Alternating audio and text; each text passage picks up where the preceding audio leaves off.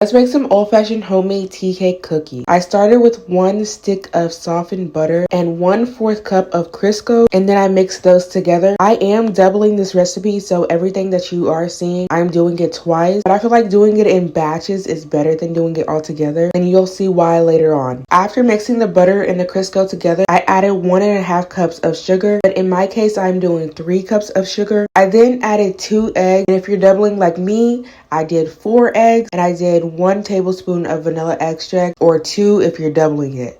After I mixed all of those together, I started on my dry ingredients. In my dry ingredients bowl, I added 1.5 cups of flour. All of these ingredients need to be sifted. I end up adding 3 cups of flour to mine. After I sifted all of the flour, I then went on to the baking powder. 1 teaspoon of baking powder sifted, then 1/2 teaspoon of salt, and 1 teaspoon of nutmeg. Then I mixed all of these together. Once I had the dry ingredients and the wet ingredients separate, I mixed half of the dry ingredients into the wet ingredients, mixed that all together, and once that was all mixed together, I added 1/4 cup of buttermilk.